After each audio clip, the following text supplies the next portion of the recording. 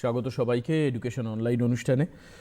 আমরা যে জায়গায় দাঁড়িয়ে রয়েছি সেখানে দাঁড়িয়ে আরও মনে হচ্ছে যে আরও বেশ কয়েক মাস এই এডুকেশন অনলাইন অনুষ্ঠানের মারাত্মক রকম প্রাসঙ্গিকতা থাকবে।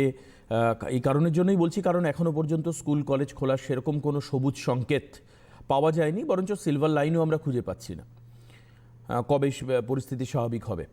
কিন্তু ব্যাপার হচ্ছে যে পড়াশুনোটাকে তো বন্ধ করে বাক্স বন্ধ করে রাখলে চলবে না।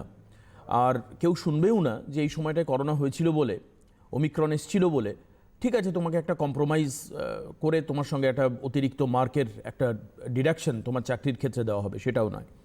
কাজেই পড়াশুনোটা চালিয়ে যাওয়ার জন্য আমার মনে হয় যে এরকম কিছু অনুষ্ঠানের প্রয়োজন রয়েছে। আমি শিক্ষক শিক্ষিকা সবাইকে ধন্যবাদ জানাই যারা almost from the beginning day till today আজকে পর্যন্ত আমাদের সঙ্গে থেকে এই অনুষ্ঠানকে সার্থক করার চেষ্টা করেছেন। আজকে অর্থনীতি বিষয়, এর আগেও বহুবার অর্থনীতি নিয়ে ক্লাস হয়েছে এবং তোমাদের on demand, on your request আমরা সেই সাবজেক্টগুলোকে বেশি আনবার চেষ্টা করি, সেই সমস্ত শিক্ষকদের সঙ্গে যোগাযোগ করবার চেষ্টা করি যে যেখানে তোমাদের আরও অনেক জিজ্ঞাসা রয়েছে এবং তোমরা সেই সমস্ত সাবজেক্টগুলোকে ভালোবেসে পড়তে চাও, নাম্বার পেতে চাও। অর্থনীতি সম্পর্কে আমি যতটুকু জানি এটা অবশ্যই নাম্বার তোলা যায় খুব ভালোভাবে। ম্যাথের সঙ্গে অর্থনীতির একটা খুব গভীর যোগ রয়েছে। ইকুয়েশন যদি সব কিছু ঠিকঠাক থাকে তাহলে অর্থনীতি ইজ আ স্কোরিং সাবজেক্ট। আজকে একাদশ এবং দ্বাদশ শ্রেণীর অর্থনীতি নিয়ে আমরা আলোকপাত করব। আজকে ব্যাংক ব্যবস্থা আমরা বুঝব। আমাদের সঙ্গে রয়েছেন প্রাঞ্জল দেব, আজকের শিক্ষক। আমি স্বাগত জানাই প্রাঞ্জলকে আজকের অনুষ্ঠানে।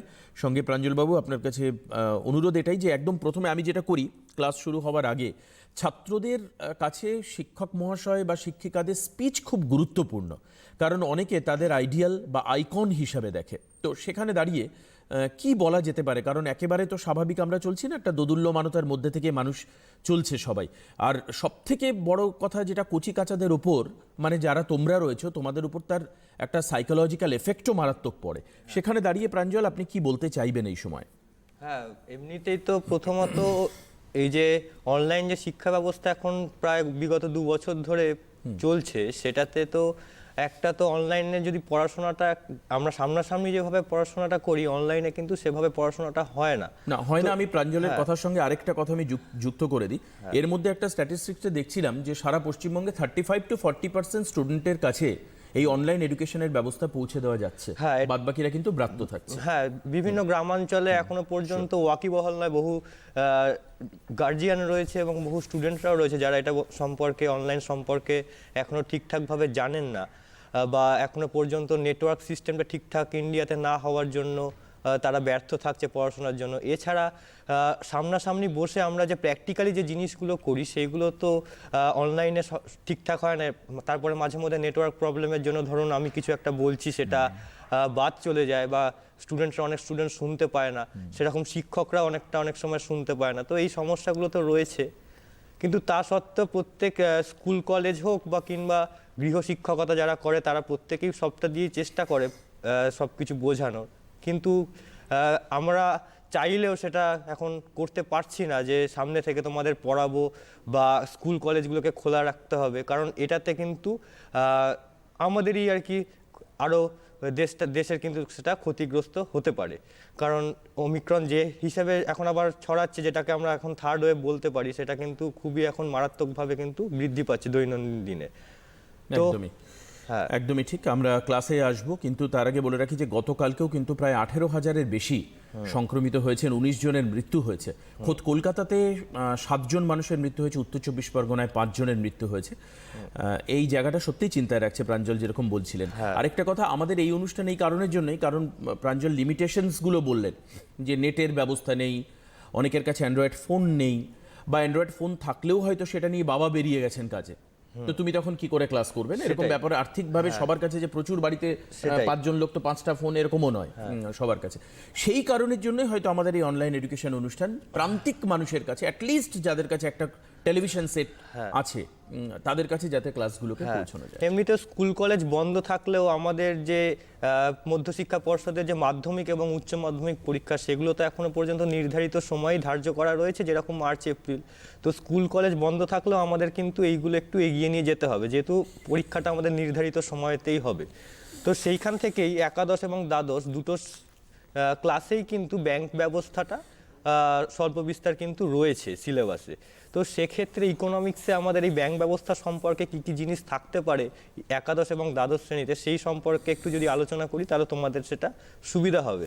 এবং স্কুলে যেগুলো পারছো না বা তোমরা বইতে ডাইরেক্ট যেগুলো পড়ছো সেগুলোতে যে তোমাদের কনসেপ্ট যেগুলো ক্লিয়ার থাকছে না, সেই কনসেপ্টগুলোর জন্য আজকে আমি এই ক্লাসটা করাচ্ছি ব্যাংক ব্যবস্থার। 11 এবং 12 দুটো শ্রেণীর ছাত্রছাত্রীরাই এটা তোমরা ফলো করতে পারো, কারণ তোমাদের দুটোতেই কিন্তু এটা রয়েছে।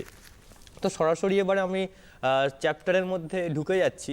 তো এইখানে প্রথম যেটা রয়েছে 11 এবং 12-এ ব্যাংক ব্যবস্থাটা পড়তে গেলে আমাদের কিন্তু অর্থ সম্পর্কে কিন্তু কিছুটা ধারণা থাকতে প্রয়োজন হবে আর কি। তো এইখানে প্রথমে যে অর্থ কি 11-এর যে কোনো, তোমরা যদি 11-এর 9 নম্বর চ্যাপ্টারটা ফলো করো, মধ্যশিক্ষা পর্ষদে যারা রয়েছে বেঙ্গল বোর্ডে, ইংলিশ মাধ্যম বা বাংলা মাধ্যমে সবাইরই 9 নম্বর অধ্যায় বা সিলেবাসের যে 9 নম্বর চ্যাপ্টারটা রয়েছে 11 এবং 12-এর 16 নম্বর চ্যাপ্টারটা যে রয়েছে, সেখানে তোমরা দেখতে পাবে যে ফার্স্টেই যেটা রয়েছে অর্থ সম্পর্কিত বিষয়। এইখানে আমি জাস্ট আজকে তোমাদের কনসেপ্টগুলো যাতে ক্লিয়ার হয়ে যায়, যেহেতু তোমাদের স্কুল ঠিকঠাকভাবে হচ্ছে না বা বন্ধ রয়েছে, তো সেইগুলোর জন্য আমি কিন্তু ছোটোভাবে সংক্ষিপ্তভাবে কিন্তু কনসেপ্ট তোমাদের দেওয়ার চেষ্টা করছি। তো প্রথমে যেটা রয়েছে অর্থ, এই ব্যাংক ব্যবস্থার মধ্যে কিন্তু আমাদের অর্থ জিনিসটা কি সেটা কিন্তু জানা খুবই জরুরি। তো এইখানে প্রথমেই অর্থ মানে কি হচ্ছে, অর্থ হচ্ছে এমন একটি উপাদান যেটার মাধ্যমে কিন্তু আমরা বিভিন্ন কাজ করতে পারি, বা অর্থ হচ্ছে এমন একটা উপাদান যেটির সাহায্যে কিন্তু একটি বিনিময়ের মাধ্যম বা তোমার মূল্য পরিমাপের মানদণ্ড বা সঞ্চয়ের নির্ধারণকারী বিষয় হিসেবে আমরা চিহ্নিত করতে পারি। তো এইখানে প্রথমে অর্থের ডেফিনেশন আসতে পারে এবং অর্থের কাজ আসতে পারে। তো অর্থ যে রয়েছে বা মানি ইংলিশে যেটাকে বলা হচ্ছে, সেই মানির কাজ অনুসারেই কিন্তু মানির ডেফিনেশনটা আমরা দিতে পারি। তো এইখানে ফার্স্ট যে অর্থের কাজ যদি কোশ্চেন আসে, এটা কিন্তু বহুবার পরীক্ষাতেও এসছে, অর্থের কাজ কয়টি এবং কি কি।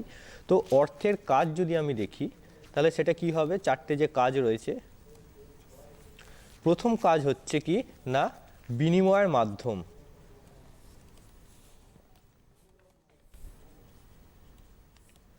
বা ইংলিশে যদি আমরা বলি এটাকে বলতে পারি আমরা মিডিয়াম অফ এক্সচেঞ্জ। তো এইখানে বিনিময়ের মাধ্যম অর্থাৎ কি, আমরা যে কোনো দ্রব্য যদি কেনা বেচা করি তাহলে কিন্তু সেক্ষেত্রে আমাদের অর্থ দিয়েই সেটা কেনা বেচা করতে হয়। তো তাই জন্য এইখানে বিনিময়ের মাধ্যম হিসেবে কিন্তু অর্থ তোমার চিহ্নিত হতে পারে। 2 নম্বর হচ্ছে মূল্য পরিশোধের মাপকাঠি।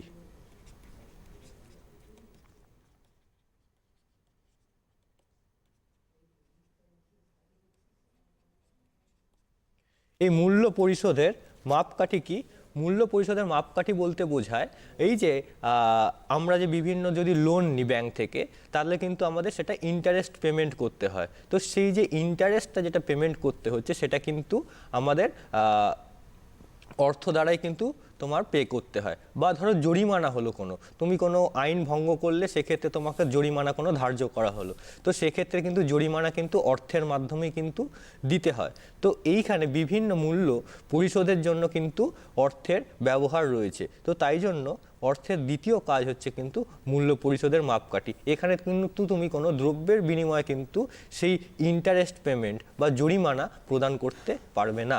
তো সেই জন্য এখানে মূল্য পরিশোধের মাপকাঠি হিসেবে কিন্তু এটাকে একটি কাজ হিসেবে ধরা হয়, অর্থের কাজ হিসেবে। 3 নম্বর কাজ হচ্ছে সঞ্চয়ের মাধ্যম।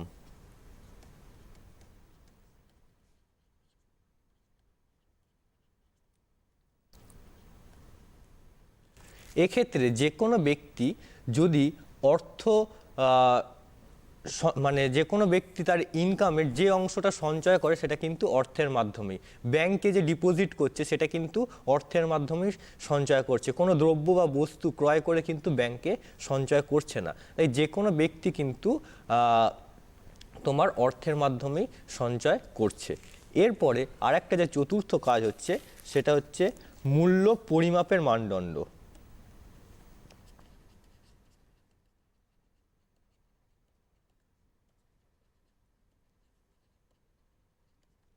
মূল্য পরিমাপের মানদণ্ড অর্থাৎ এক্ষেত্রে এটা কি বোঝাচ্ছে না, বিভিন্ন ব্যক্তির সম্পত্তি কতটা রয়েছে বা তার কত টাকার বাড়ির ভ্যালুয়েশন রয়েছে সেইগুলো কিন্তু টাকার আকারেই পরিমাপ করা হয়। যেরকম কি একজন ব্যক্তির বলা যেতে পারে এখানে 5 কোটি টাকার সম্পত্তি রয়েছে, বা বিভিন্ন খবরের চ্যানেলে দেখবে বিভিন্ন বেআইনি সোনা পাচারের জন্য অনেক সময় ধরা পড়ছে, তো সেক্ষেত্রেও কিন্তু বলা হয় যে তোমার ধরো 1 কোটি টাকার সোনা ধরা পড়েছে। তো বিভিন্ন দ্রব্যের ভ্যালু কতটা হবে বা ভ্যালুয়েশন কতটা হবে সেটা কিন্তু অর্থের মাধ্যমেই জানা যায়। তো সেক্ষেত্রে অর্থের আরেকটা কাজ হচ্ছে কি না মূল্য পরিমাপের মানদণ্ড। তো অর্থের হচ্ছে এই চারটে প্রধান কাজ।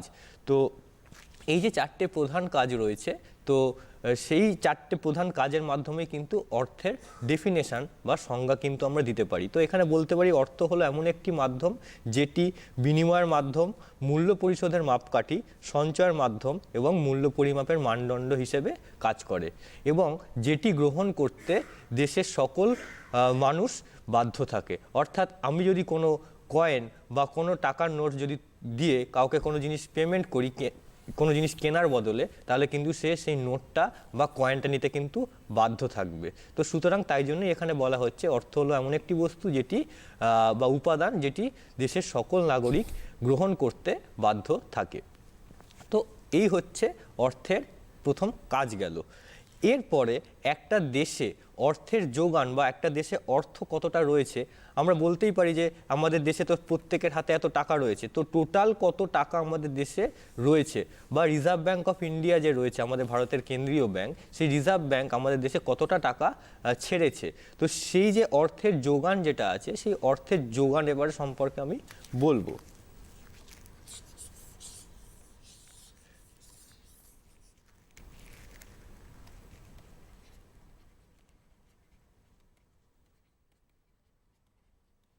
অর্থের যোগান বা সাপ্লাই অফ মানি, ইংলিশে বলা হয় সাপ্লাই অফ মানি। তো এক্ষেত্রে তোমার অর্থের যোগান বলতে সেই পরিমাণ অর্থকে বোঝায় যে পরিমাণ টাকা ব্যাংকে চাহিদা আমানতে সঞ্চিত থাকে এবং মানুষের হাতে যে টাকা গচ্ছিত থাকে, এই দুটো মিলিয়ে যে পরিমাণ টাকা অবস্থিত সেটাকেই বলা হচ্ছে কি না তোমার অর্থের যোগান।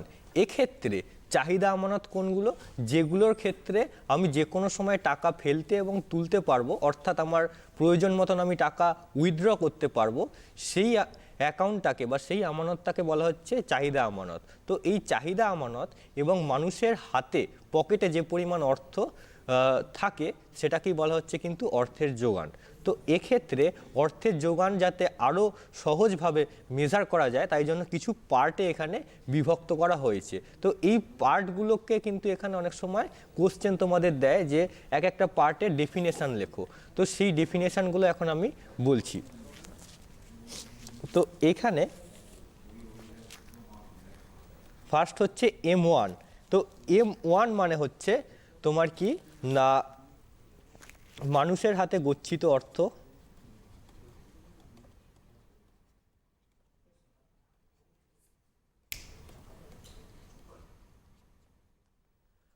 মানুষের হাতে গচ্ছিত অর্থ প্লাস বাণিজ্যিক ব্যাংকে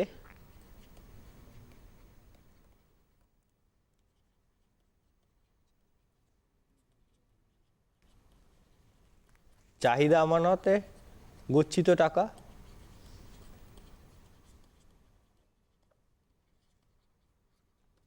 প্লাস আরবিআইতে অন্যান্য আমানত।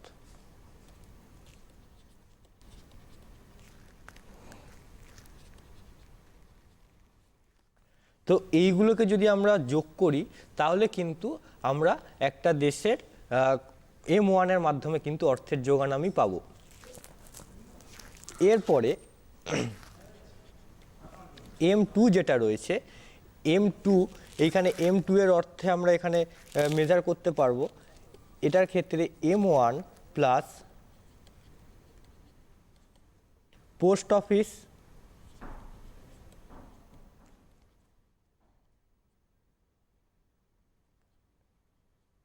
সেভিংস ডিপোজিট, অর্থাৎ এইখানে যদি আমরা M1-এর সঙ্গে পোস্ট অফিসে যে সেভিংস ডিপোজিটগুলো রয়েছে, অর্থাৎ আমরা কিন্তু আমাদের যে ডাকঘর রয়েছে ভারতে, সেই ডাকঘরে কিন্তু শুধুমাত্র চিঠি আদান প্রদানই হয় না, এখানে কিন্তু আমরা বিভিন্ন টাকা জমা করতেও পারি। তো এইখানে সেভিংস অ্যাকাউন্ট যেটা খুলছে, সেই সেভিংস অ্যাকাউন্টকে কিন্তু যদি সেভিংস অ্যাকাউন্টে যে টাকাগুলো রয়েছে সেইগুলোর সঙ্গে যদি M1টাকে আমরা অ্যাড করে দিই, তাহলে কিন্তু M2 পাওয়া যায়। এরপরে যেটা রয়েছে M3, এক্ষেত্রে হচ্ছে M2 প্লাস, সরি না, এটা M1ই হবে, M1 প্লাস বাণিজ্যিক ব্যাংকে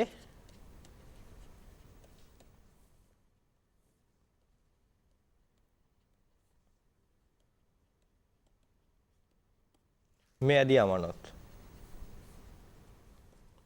তো এইখানে এই যে মেয়াদি আমানত হচ্ছে, যেই বা টার্ম ডিপোজিট ইংলিশে বলা হয়, তো এক্ষেত্রে টার্ম ডিপোজিট বা মেয়াদি আমানত হচ্ছে সেই আমানতগুলো যেখানে তোমরা টাকা যে ডিপোজিট করছো, সেই টাকা ডিপোজিট করার পর একটা নির্ধারিত সময় পরেই কিন্তু তুমি সেই টাকাটা তুলতে পারবে।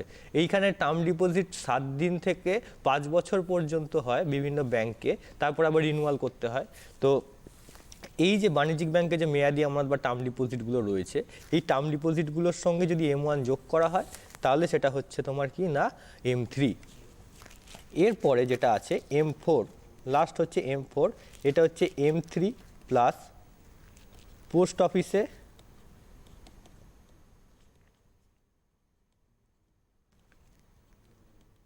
মেয়াদি আমানত। তো এক্ষেত্রে কি হচ্ছে, পোস্ট অফিসে যে আমাদের যেরকম বললাম সেভিংস অ্যাকাউন্ট খোলা যায়, ঠিক সেরকমভাবে ফিক্সড ডিপোজিটও খোলা যায় বা টার্ম ডিপোজিটও খোলা যায়। এই পোস্ট অফিসে টার্ম ডিপোজিটের মোট অর্থ এবং M3-তে যে যে জিনিসগুলো ছিল সেইগুলোকে যদি আমরা যোগ করে দিই, তাহলে কিন্তু এক্ষেত্রে আমরা M4 পাবো।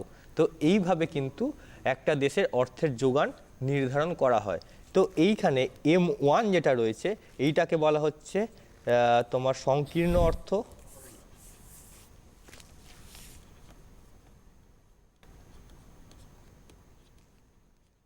বা ন্যারো মানি বলা হয়, এবং M4টাকে বলা হয় বৃহৎ অর্থ বা ইংলিশে ব্রড মানি বলা হয়। তো এইখানে কিন্তু এইভাবে একটা দেশের অর্থের যোগান নির্ধারণ করা হয়। তো অর্থের যোগানটা কিন্তু এরকম কোশ্চেন আসে, বা এইখানে শর্ট কোশ্চেন আসতে পারে M1 কি, M2 কি, M3 কি, M4 কি, এগুলো কিন্তু এখানে আসতে পারে। তো এরপরে এই অর্থের সম্পর্কিত যে কনসেপ্টগুলো আছে সেইগুলো আমি দিলাম। এছাড়া বিভিন্ন টাইপের অর্থ হয়, সেইগুলোকে এখন আমি একটু বলবো। দেখো, এই প্রোগ্রাম চলতে চলতে তোমাদের যদি কোনো রকম কোনো কোয়েশ্চেন থাকে, কোনো যদি কোয়ারিজ থাকে, তাহলে তোমরা আমাদের টেলিভিশন স্ক্রিনে লাইভে ফোন করবার জন্য যে নাম্বার যাচ্ছে দেখো, এই নাম্বারে ফোন করে তোমরা তোমাদের প্রশ্ন করতে পারো। অর্থের যে কোনো বিভিন্ন অর্থের তোমার ভাগ রয়েছে, বা বিভিন্ন অর্থকে বিভিন্ন ভাগে যে ভাগ করা হচ্ছে সেইগুলো সম্পর্কে আমি বলছি। প্রামাণিক অর্থ, এই প্রামাণিক অর্থ কি, বা ইংলিশে বলা হচ্ছে স্ট্যান্ডার্ড মানি।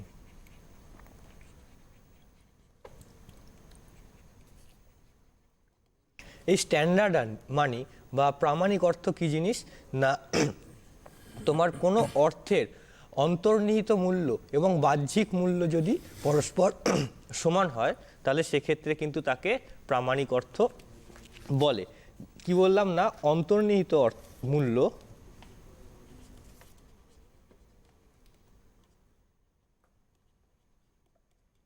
ইকুয়ালস টু বাহ্যিক মূল্য।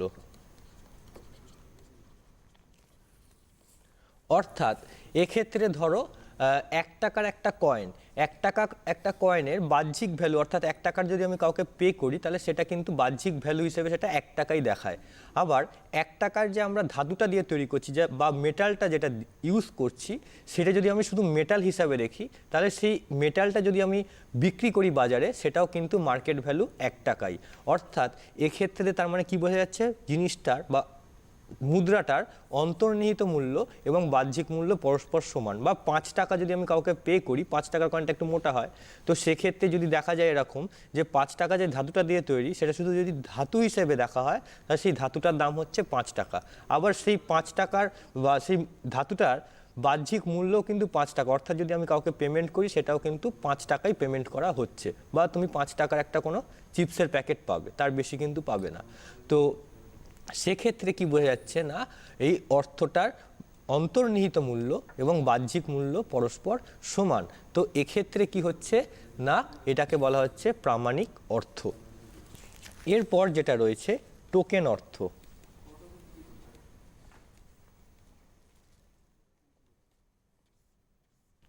টোকেন অর্থ মানে হচ্ছে যেটার অন্তর্নিহিত মূল্যের তুলনায় বাহ্যিক মূল্যটা বেশি, সেটাকে বলা হচ্ছে কি না তোমার টোকেন অর্থ, বা ইংলিশে বলা হয় টোকেন মানি। তো এইখানে কি হচ্ছে অন্তর্নিহিত মূল্য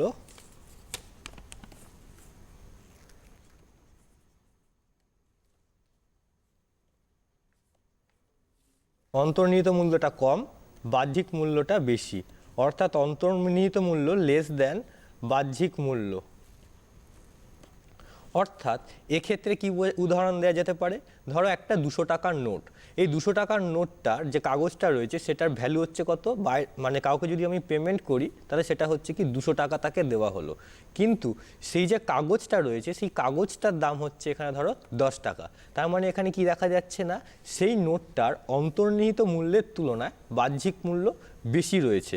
তো এই ধরনের অর্থগুলোকে কিন্তু বলা হয় কি না টোকেন অর্থ বা টোকেন মানি ইংলিশে। এছাড়া রয়েছে তোমাদের যেটা, সেটা হচ্ছে তোমার ঐচ্ছিক অর্থ হতে পারে,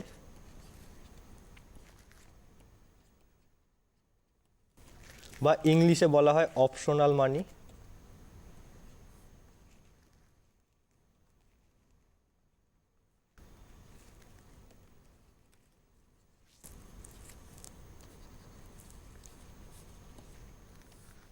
এইগুলো কি হতে পারে, বিভিন্ন প্রকারের চেক, উদাহরণ সম্পর্কে আমরা দিতে পারি।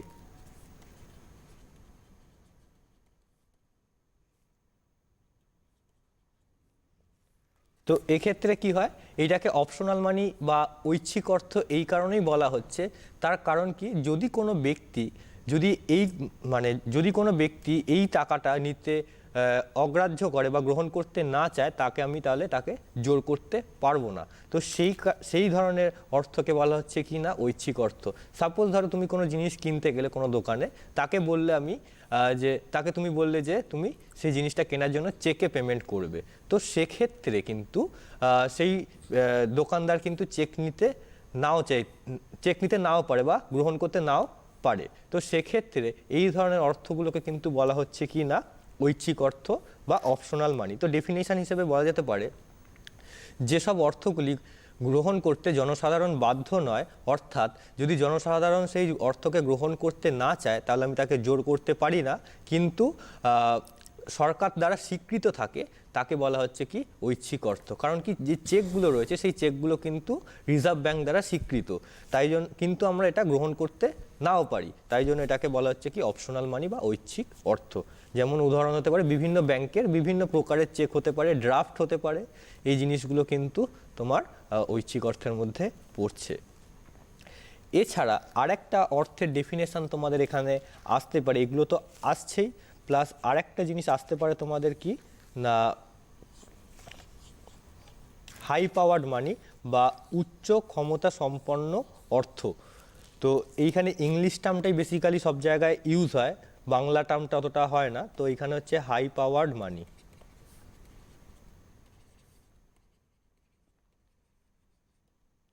হাই পাওয়ার্ড মানি হচ্ছে যেসব অর্থগুলো রিজার্ভ ব্যাংক দ্বারা তোমার মার্কেটে ছাড়া হয়, অর্থাৎ রিজার্ভ ব্যাংক দ্বারা স্বীকৃত থাকে এবং সরকার দ্বারাই যেগুলো ছাপানো হয়, সেগুলোকে বলা হচ্ছে এখানে কি হাই পাওয়ার্ড মানি বা উচ্চ ক্ষমতা সম্পন্ন অর্থ। যেরকম কি বিভিন্ন কয়েন এবং কাগজি অর্থ। এইখানে যত কয়েন আছে 1 টাকা 2 টাকা 3 টাকা, যেগুলো রিজার্ভ ব্যাংকের বিভিন্ন রিজার্ভ ব্যাংক দ্বারা যেগুলো তোমার মার্কেটে সাপ্লাই হয়, বা কাগজি অর্থ যেগুলো নোটস রয়েছে, এগুলো সবগুলোকে কিন্তু হাই পাওয়ার্ড মানি বলছে। এছাড়া আরেকটা রয়েছে কি প্লাস্টিক মানি।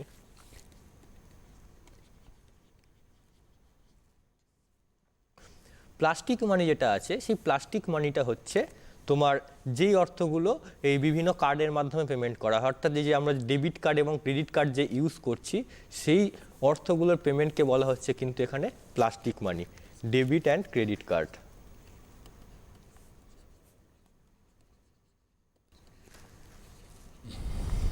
তো অর্থের এই গেল বিভিন্ন ভাগ। এছাড়া বিভিন্ন আইন সিদ্ধ মানি রয়েছে, যেগুলো তোমার সরকার দ্বারা স্বীকৃত হয়, সেগুলোকে আইন সিদ্ধ মানিও বলে, তো বা অর্থও বলে। তো এই সব ডেফিনেশন যেগুলো রয়েছে, এই ডেফিনেশনগুলোই বেসিক্যালি পরীক্ষায় আসে, এবং এইগুলোর থেকেই কিন্তু তোমরা যদি পড়ে থাকো এইগুলো, তাহলে কিন্তু পরীক্ষায় সহজেই স্কোর করা যাবে এবং কমন চলে আসবে। তো এই গেল অর্থের বিভিন্ন ধারণাগুলো। এরপরে যেটা রয়েছে, এই অর্থ থেকে কিন্তু অর্থের পাশাপাশি আরেকটা জিনিস যেটা সবসময় থাকে, সেটা হচ্ছে ব্যাংক ব্যবস্থা। তো এইখানে আমরা এবারে ব্যাংকে ঢুকছি।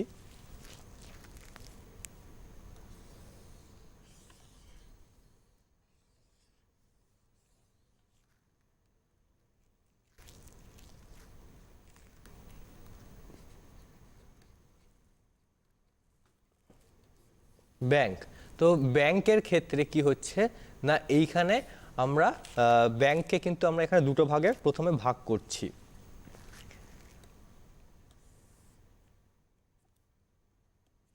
একটা হচ্ছে বাণিজ্যিক ব্যাংক, বা ইংলিশে বলা হচ্ছে কমার্শিয়াল ব্যাংক, এবং আরেকটা হচ্ছে কেন্দ্রীয় ব্যাংক বা সেন্ট্রাল ব্যাংক। তো যে কোনো, ফার্স্ট আমি সেন্ট্রাল ব্যাংক সম্পর্কে বলছি। যে কোনো দেশের কেন্দ্রীয় ব্যাংক বা সেন্ট্রাল ব্যাংক কিন্তু দেশের সর্বোচ্চ স্তরে থাকে, এবং সমগ্র দেশের অর্থনীতিকে যে ব্যাংক কন্ট্রোল করছে বা নিয়ন্ত্রণ করছে, সেটাই হচ্ছে কিন্তু কেন্দ্রীয় ব্যাংক। এছাড়া বিভিন্ন যত বাণিজ্যিক ব্যাংক রয়েছে, সেই বাণিজ্যিক ব্যাংকগুলোকেও নিয়ন্ত্রণ করে কে, কেন্দ্রীয় ব্যাংক। এবং এই কেন্দ্রীয় ব্যাংকের হাতেই কিন্তু তোমার নোট ছাপানোর একমাত্র অধিকার থাকে, অন্য কোনো ব্যাংক নোট ছাপাতে কিন্তু পারে না। ঠিক সেরকমই যেরকম ভারতে রয়েছে কি ভারতীয় রিজার্ভ ব্যাংক বা রিজার্ভ ব্যাংক অফ ইন্ডিয়া, এটা হচ্ছে ভারতের কিন্তু কেন্দ্রীয় ব্যাংকের উদাহরণ, আরবিআই বা রিজার্ভ ব্যাংক অফ ইন্ডিয়া।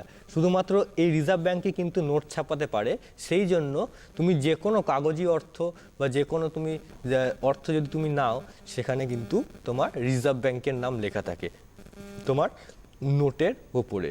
তো এই হচ্ছে রিজার্ভ ব্যাংক বা কেন্দ্রীয় ব্যাংক। এবং বাণিজ্যিক ব্যাংকগুলো কি কি? আচ্ছা, কেন্দ্রীয় ব্যাংক আরেকটা কথা বলা হলো না, সেটা হচ্ছে এই ব্যাংকে কিন্তু জনসাধারণ কিন্তু সরাসরি এখানে কোনো টাকার লেনদেন করতে পারে না বা টাকা ডিপোজিট করতে পারে না। এরপরে যেটা হচ্ছে সেটা হচ্ছে কি না বাণিজ্যিক ব্যাংক। বাণিজ্যিক ব্যাংক কোনগুলো না, যে ব্যাংকের সঙ্গে জনসাধারণ সরাসরি টাকা লেনদেন করতে পারে বা টাকা ফেলতে পারে, তুলতে পারে, সেই ব্যাংকগুলোকে বলা হচ্ছে কিন্তু বাণিজ্যিক ব্যাংক। এখানে আমাদের দেশে একাধিক বাণিজ্যিক ব্যাংক রয়েছে, সেটা তোমার হতে পারে সরকারি নিয়ন্ত্রণে রয়েছে বা গভর্নমেন্ট আন্ডারটেকিং রয়েছে, কিংবা তোমার প্রাইভেট ব্যাংকও কিন্তু কিছু রয়েছে। তো এইখানে ভারতের মধ্যে সবথেকে বড় যে সরকারি যে ব্যাংক রয়েছে, বাণিজ্যিক ব্যাংক রয়েছে, সেগুলো হচ্ছে পিএনবি এবং এসবিআই। আমরা চারিদিকে এই ব্যাংকগুলোকে দেখতে পাই। এছাড়া কি রয়েছে না, বিভিন্ন তোমার ইউকো ব্যাংক রয়েছে, ইউনাইটেড কমার্শিয়াল ব্যাংক যেটাকে আমরা বলি। এছাড়া বিভিন্ন বেসরকারি ব্যাংকের মধ্যে পড়ছে অ্যাক্সিস ব্যাংক, এইচডিএফসি, তারপরে তোমার এখানে আইসিআইসিআই। এইগুলো হচ্ছে তোমার কিন্তু বিভিন্ন বেসরকারি ব্যাংকের মধ্যে পড়ছে। তো এই যে বেসরকারি ব্যাংক বা রাষ্ট্রীয় ব্যাংক যেটা আমরা বললাম, তো এই ব্যাংকগুলোর সাথে কিন্তু জনসাধারণের সরাসরি যোগাযোগ থাকে এবং মানুষেরা কিন্তু টাকা জমা করতে এবং তুলতে পারে। তো এই ব্যাংকগুলোকে বলা হচ্ছে কি বাণিজ্যিক ব্যাংক। তো এইখানে কোশ্চেন যেটা আসতে পারে সেটা হচ্ছে কি না ডেফিনেশন আসতে পারে, কিংবা তোমাদের এখানে বলতে পারে যে বাণিজ্যিক ব্যাংক এবং কেন্দ্রীয় ব্যাংকের কাজগুলোকে তোমরা মেনশন করো।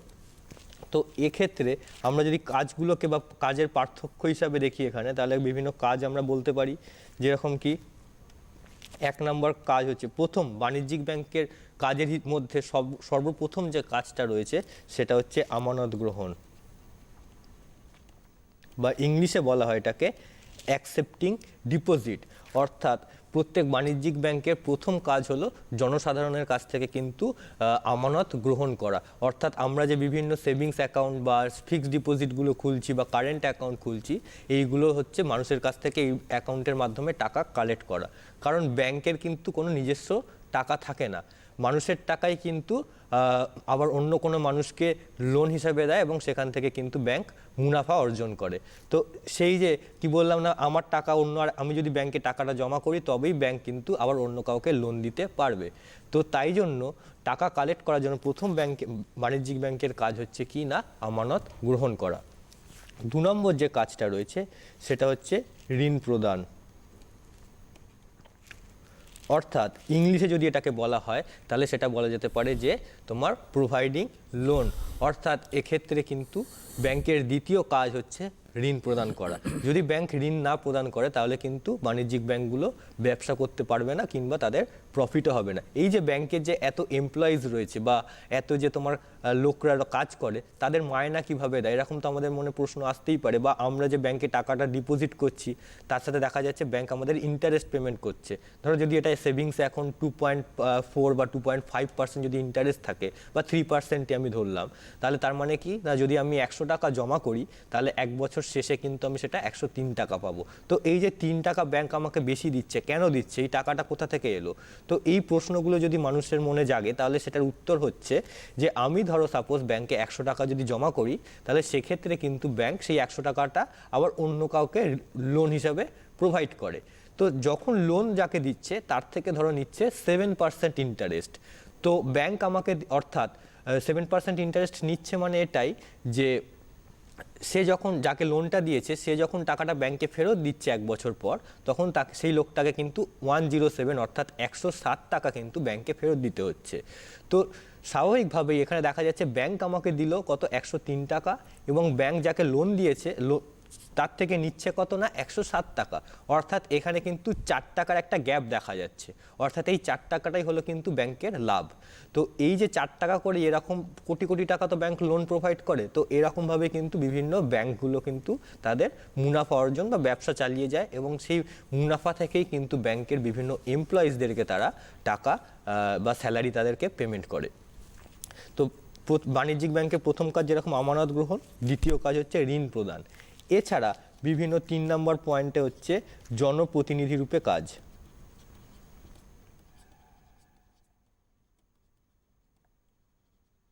অর্থাৎ এই যে বাণিজ্যিক ব্যাংকগুলো রয়েছে এগুলোকে ইংলিশে এটাকে বলা হয় এজেন্সি ফাংশন। অর্থাৎ মানুষের কিন্তু এজেন্সি হিসেবে কাজ করে, যেরকম কি এখন ম্যাক্সিমাম ক্ষেত্রেই কিন্তু সব লোকের বা 90% লোকেরই কিন্তু স্যালারি কিন্তু ঢোকে ব্যাংকের মাধ্যমে, বা বিভিন্ন পেনশন বা সরকারি প্রকল্পের টাকা বিভিন্ন কিছুই কিন্তু তোমার এই ব্যাংকের মাধ্যমে কিন্তু এগুলো মানুষের হাতে পৌঁছে যায়। তো তাই জন্য এখানে বলা হচ্ছে কি জনপ্রতিনিধি রূপে কাজ। বা ধরো চেক ভাঙানো, ধরো তুমি একজনকে কোনো চেক পেমেন্ট করলে, ধরো স্টেট ব্যাংকের চেক বা SBI এর চেক তুমি কাউকে পেমেন্ট করলে, তার কিন্তু SBI-তে অ্যাকাউন্ট নেই, তার রয়েছে ধরো অন্য কোনো একটা ব্যাংকে অ্যাকাউন্ট রয়েছে। তো সেক্ষেত্রে কিন্তু সেই ব্যক্তিকে আবার ওই SBI-তে এসে কিন্তু চেকটাকে ভাঙাতে হলো না, সে যদি তার ব্যাংকে চেকটা ফেলে দেয় অটোমেটিক্যালি কিন্তু স্টেট ব্যাংকের থেকে টাকা তার ব্যাংকে ডিপোজিট হয়ে যাবে। তো এইগুলো হচ্ছে ব্যাংক, বাণিজ্যিক ব্যাংকগুলো বা কমার্শিয়াল ব্যাংকগুলো কিন্তু নিজেদের মধ্যে এগুলো করে থাকে। তো তাই জন্যই এখানে বলা হচ্ছে যে জনপ্রতিনিধি রূপে কিন্তু বাণিজ্যিক ব্যাংকগুলো কাজ করে থাকে। এরপরে 4 নম্বর পয়েন্ট বলা যেতে পারে চেক পরিষেবা,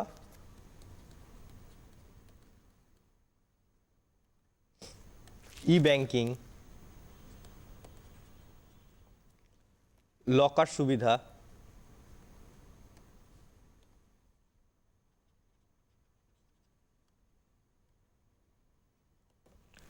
লকার সুবিধা অর্থাৎ এখানে বিভিন্ন বাড়ির প্রয়োজনীয় গুরুত্বপূর্ণ নথিপত্র কিংবা সোনা গয়না কিন্তু ব্যাংক তাদের কাছে জমা রাখে। এখানে পুরো জিনিসটারই দায় কিন্তু ব্যাংকের। অর্থাৎ তুমি যদি তোমার সোনা দানা বা বিভিন্ন বাড়ির দলিল সংরক্ষিত বা সুরক্ষিত হিসাবে তুমি যদি রাখতে চাও, সেক্ষেত্রে কিন্তু তুমি ব্যাংকে জমা রাখতে পারো। তো সেই জিনিসটা যদি হারিয়ে যায় বা চুরি হয়ে যায় সেটা সম্পূর্ণ দায় কিন্তু ব্যাংকের থেকে যায়, তোমার কোনো দায় থাকে না।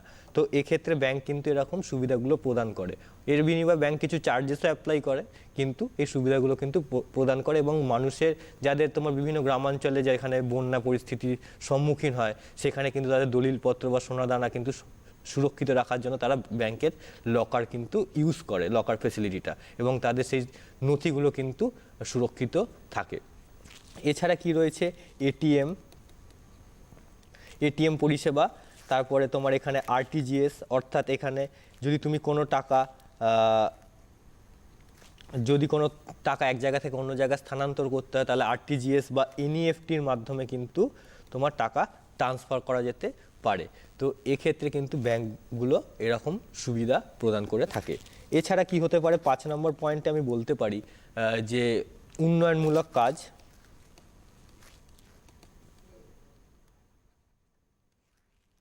ব্যাংক কৃষকদের স্বল্প সুদে ঋণ প্রদান করে বা ছোট ব্যবসায়ীদের জন্য বিভিন্ন টাকা সহজে ঋণ প্রদান করতে পারে। বা তোমার এরপরে 6 নম্বর পয়েন্টে আমরা এটাও বলতে পারি যে বিদেশি মুদ্রা ভাঙানো, অর্থাৎ বিভিন্ন ফরেনাররা যে আমাদের দেশে ঢোকে তো তাদের বিদেশি মুদ্রা আমাদের দেশের অর্থে রূপান্তর করার জন্য কিন্তু বাণিজ্যিক ব্যাংকগুলো সাহায্য করে। তো বিদেশি মুদ্রা ভাঙানো এটাও কিন্তু আমরা বলতে পারি। তো এইরকম 5-6টা কাজ যে রয়েছে, এই 5-6টা কাজ যদি আমরা মেনশন করি তাহলে কিন্তু সহজেই এখানে আমরা 5 নাম্বার বা এগুলো ডিটেলসে যদি আমরা 12-এ যেটা আসে, 12-এ বড় প্রশ্ন যেহেতু আসে এখান থেকে, তো এগুলো যদি আমরা ডিটেলসে বলি তাহলে কিন্তু 5 নাম্বার পাওয়া যেতে পারে। বা 11-এ যেটা আসে, 11-এ শুধুমাত্র শর্ট কোশ্চেন আসে ব্যাংকিং চ্যাপ্টার থেকে, তো এখানে কিন্তু 2 নাম্বারের কোশ্চেন আসে যে বাণিজ্যিক ব্যাংকের 2টি কাজ উল্লেখ করো, তখন কিন্তু এগুলো আমাদের প্রয়োজন। এরপরে চলে আসছি কি, রিজার্ভ ব্যাংক অফ ইন্ডিয়া বা কেন্দ্রীয় ব্যাংকে। তো কেন্দ্রীয় ব্যাংকের যে কাজগুলো রয়েছে সেগুলো সম্পর্কে বলছি এবারে। কেন্দ্রীয় ব্যাংকের প্রথম যে কাজটা হচ্ছে সেটা হচ্ছে নোট ছাপানো, বা ইংলিশে বলা হয় প্রিন্টিং অফ নোটস। একটু আগেই আমি বলেছি যে কেন্দ্রীয় ব্যাংকের হাতেই একমাত্র ক্ষমতা থাকে বা একচেটিয়া শক্তি থাকে বলতে পারো নোট ছাপানোর জন্য। কেন্দ্রীয় ব্যাংক ছাড়া অন্য কোনো ব্যাংক নোট ছাপায় না, তাই জন্য প্রথম কাজ হচ্ছে নোট ছাপানো। 2 নম্বর কাজ তুমি বলতে পারো এখানে সরকারের ব্যাংকার।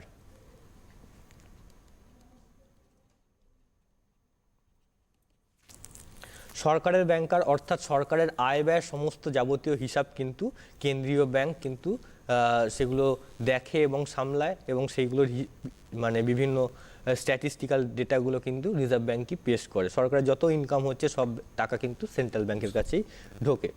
এরপরে কি হচ্ছে, বাণিজ্যিক ব্যাংকের ব্যাংকার।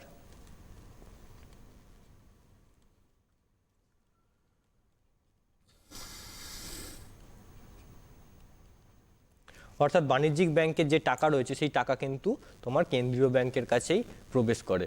অর্থাৎ বাণিজ্যিক ব্যাংকের অতিরিক্ত টাকা যেটা থাকে বাণিজ্যিক ব্যাংক নিজের কাছে রাখতে চায় না, তো এক্ষেত্রে সেগুলো কিন্তু রিজার্ভ ব্যাংকের কাছে জমা করে দেয়। তো সেইগুলোকে বলা হচ্ছে কি, তাই জন্য রিজার্ভ ব্যাংকে বলা হচ্ছে কি না বাণিজ্যিক ব্যাংকের ব্যাংকার। এছাড়া 4 নম্বর কাজ হচ্ছে কি, ঋণ নিয়ন্ত্রণ।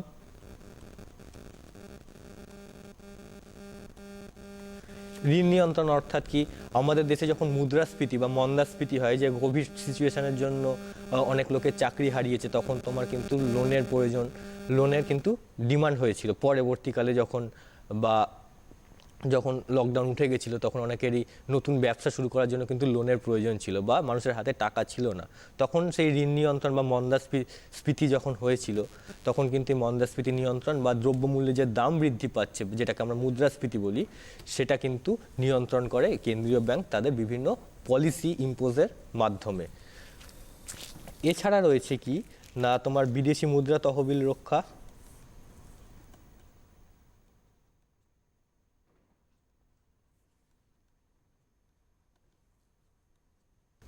এইগুলো বিদেশি মুদ্রা তহবিল রক্ষা কি না, আমাদের দেশে যে বিদেশি মুদ্রাগুলো রয়েছে সেগুলো সব কিছু কিন্তু সঞ্চয় করে রাখে কে না কেন্দ্রীয় ব্যাংক, তাই জন্য বিদেশি মুদ্রা তহবিল রক্ষা করাও কিন্তু কেন্দ্রীয় ব্যাংকের কাজ। এছাড়া বার্ষিক বিভিন্ন সরকারি আয় ব্যয়ের হিসাব নিকেশ পেশ করে কিন্তু এই সেন্ট্রাল ব্যাংক বা রিজার্ভ ব্যাংক অফ ইন্ডিয়া। তো এই হচ্ছে কেন্দ্রীয় ব্যাংক এবং বাণিজ্যিক ব্যাংকের বিভিন্ন কাজ। তো 11 এবং 12 উভয় ক্লাসেই কিন্তু এটা আসে। 12-এ এগুলো বড় কোশ্চেন হিসাবে আসে 5 নম্বরে, এবং 11-এ কিন্তু ছোট কোশ্চেন হিসেবে এটা আসতে পারে। তো এই গেল বাণিজ্যিক ব্যাংকের এবং কেন্দ্রীয় ব্যাংকের কার্যাবলী। এইগুলো কিন্তু খুব ইম্পর্টেন্ট 11 এবং 12 উভয় ক্লাসের জন্যই। এরপরে সময় যেহেতু বেশি নেই, তো আমি বিভিন্ন ডিপোজিট বা বিভিন্ন যে ব্যাংকে যে আমানত যে গ্রহণ করছে, সেই আমানত কী আমানত ব্যাংকে হতে পারে, সেগুলো শর্ট কোশ্চেন আসে। তো সেই চারটে বা সেই আমানতগুলো সম্পর্কে আমি শর্টে একটু বলে দিচ্ছি। ঠিক আমাদের মিনিট 7 মতো সময় আছে। তোমরা যদি ফোন করতে চাও তাহলে অবশ্যই ফোন করতে পারো। আর স্যার যেগুলো লিখছেন, বোর্ড ওয়ার্ক যেগুলো করছেন, সেগুলো কিন্তু তোমরা ছবি তুলেও রাখতে পারো, পরবর্তীকালে তোমরা লিখে নেবে। কিন্তু আমি বারবারই বলি যে খাতা পেন নিয়ে বসলে আমার মনে হয় অনেক বেটার। এছাড়া বিভিন্ন অনলাইনে আমাদের তো শোটা দেখা যায়, Definitely, সেখান থেকেও তোমরা আবার রিপিট টেলিকাস্ট দেখে নিতে পারো, একদমই। যদি বুঝতে আবার আরো ডিটেলসে যদি তোমাদের বুঝতে হয় সেক্ষেত্রে। এরপর আমি সরাসরি আমানত কী ভাবে হতে পারে সেগুলোতে আমি শর্ট একটু বলে দিচ্ছি। আমানত সাধারণত দুটো প্রকারের হয়, একটা হচ্ছে চাহিদা আমানত এবং আরেকটা হচ্ছে মেয়াদি আমানত। এই চাহিদা আমানতকে আবার দুটো পার্টে ভাগ করা যায়।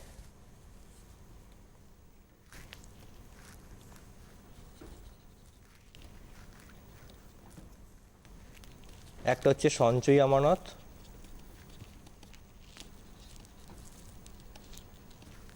আর একটা হচ্ছে চলতি আমানত।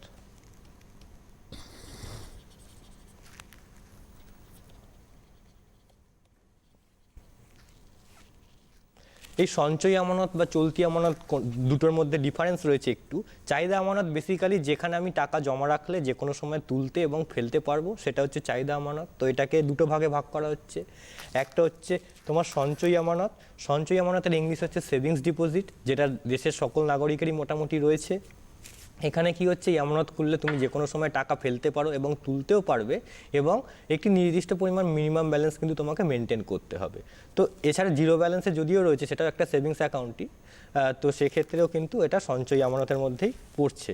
তো এই হচ্ছে সঞ্চয়ী আমানত, এখানে ব্যাংক কিন্তু সুদ প্রদান করে। আর তারপরে রয়েছে কি চলতি আমানত। এটা ইংলিশ টার্ম হচ্ছে কারেন্ট অ্যাকাউন্ট বা কারেন্ট ডিপোজিটও বলতে পারো। এটা সাধারণত ব্যবসায়ীরা যারা রয়েছে তারা কিন্তু এটা খুলে থাকে বিভিন্ন তাদের দৈনন্দিন জীবনের লেনদেনের জন্য। কারণ বিভিন্ন ব্যবসায়িক প্রতিষ্ঠানে কিন্তু একদিনে বহু লেনদেন হয়, তো সেই লেনদেনগুলো মেটানোর জন্য কিন্তু তারা এই ব্যাংক অ্যাকাউন্ট খোলে। বিভিন্ন যে শপিং মলগুলো রয়েছে বা বিভিন্ন অনলাইন যে তোমাদের সাইটগুলো রয়েছে বা অনলাইন শপিং যে সাইটগুলো রয়েছে, সেইগুলোতে কিন্তু এখন ম্যাক্সিমাম লোকই অনলাইনে পেমেন্ট করে। তো প্রতিদিন তাদের কিন্তু প্রচুর ট্রানজেকশান হয়, সেই ট্রানজেকশানগুলো করার জন্য কিন্তু এখানে চলতি আমানত ব্যাংকে তারা খুলে থাকে বিভিন্ন ব্যবসায়ীরা। এইখানে কিন্তু একটা জিনিস বলার, যে এইখানে কিন্তু ব্যাংক কোনো ইন্টারেস্ট পেমেন্ট করে না, নো ইন্টারেস্ট, অর্থাৎ ব্যাংক কোনো সুদ এখানে প্রদান করে না এই চলতি আমানতের ক্ষেত্রে। এরপর যেটা আছে সেটা হচ্ছে মেয়াদি আমানত। মেয়াদি আমানতকে আবার দুটো ভাগে ভাগ করা হয়, একটা হচ্ছে স্থায়ী আমানত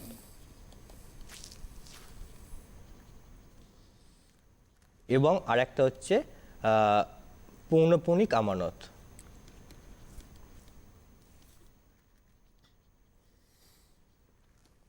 পৌনঃপুনিক আমানত। তো এইখানে স্থায়ী আমানত যেটা রয়েছে, এটা হচ্ছে কি ইংলিশ টার্ম হচ্ছে কি না ফিক্সড ডিপোজিট, অর্থাৎ এখানে তুমি যে টাকাটা জমা রাখছো সেটা নির্দিষ্ট মেয়াদের আগে কিন্তু তুমি তুলতে পারবে না। তো এটাকে বলা হচ্ছে কিন্তু স্থায়ী আমানত বা ফিক্সড ডিপোজিট।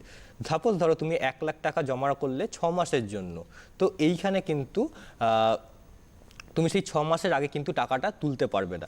আর এইখানে কিন্তু ব্যাংক হাই ইন্টারেস্ট দেয়, অর্থাৎ এখানে ব্যাংক কিন্তু উচ্চ হারে ইন্টারেস্টটা পেমেন্ট করে সেভিংসের তুলনায়। কেন হয় সেটা আমি বলছি, আগে ডেফিনেশনগুলো একটু বলে দিই, যদি তারপর সময় থাকে তারপর আমি এটা বলছি। এরপরে কি হচ্ছে পৌনঃপুনিক আমানত বা ইংলিশে বলা হচ্ছে রেকারিং ডিপোজিট। এই রেকারিং ডিপোজিটটা কি, ধরো সাপোজ তুমি ব্যাংকে বললে আমি 50,000 টাকা জমা করব, কিন্তু এই মুহূর্তে তোমার 50,000 টাকা নেই। ব্যাংক তোমাকে বললো ঠিক আছে তুমি 10,000 টাকা করে তুমি 5 মাসে আমাকে 50,000 টাকা দাও এবং তুমি 1 বছর পর সেই 50,000 টাকাটা তুলে নিয়ে যাও। অর্থাৎ এইখানে এই অ্যাকাউন্টগুলোতে প্রত্যেক মাসে সেই 10,000 টাকা করে বাধ্যতামূলকভাবে জমা করতেই হবে 5 মাস, এবং সেই টাকাটা তুমি তুলতে পারবে কত না নির্দিষ্ট মেয়াদের পরে, বিভিন্ন 1 বছর বা 2 বছর যতদিন তুমি সেটা রাখতে চাও। তো এইটাও টাইপ অফ একটা ফিক্সড ডিপোজিট বা টার্ম ডিপোজিটও বলতে পারো। মানুষের হাতে যখন টাকা থাকে না বা ফিক্সড ডিপোজিট করতে চায় তখন মানুষ এই জিনিসটা করে। তো এটা ডেফিনেশন হতে পারে যে আমানতে টাকা প্রতি মাসে বাধ্যতামূলকভাবে জমা করতে হয়, কিন্তু নির্দিষ্ট সময়ের আগে সেই টাকা উত্তোলন করা যায় না, তাকে বলা হচ্ছে কি না পৌনঃপুনিক আমানত বা রিকারিং ডিপোজিট। এক্ষেত্রেও ব্যাংক কিন্তু হাই ইন্টারেস্ট পেমেন্ট করে। তো এইখানে এইগুলোই মোটামুটি রয়েছে। তো এইবার যেটা বলছিলাম যে এইখানে কেন হাই ইন্টারেস্ট পেমেন্ট করছে, এগুলো জাস্ট কনসেপ্টের জন্যই আমি বলছি, যাতে তোমাদের পড়াটা আরও বুঝতে সুবিধা হয় এবং বিভিন্ন কোশ্চেনগুলো যাতে তোমাদের মাথায় যেগুলো আসে সেগুলো যাতে ক্লিয়ার হয়।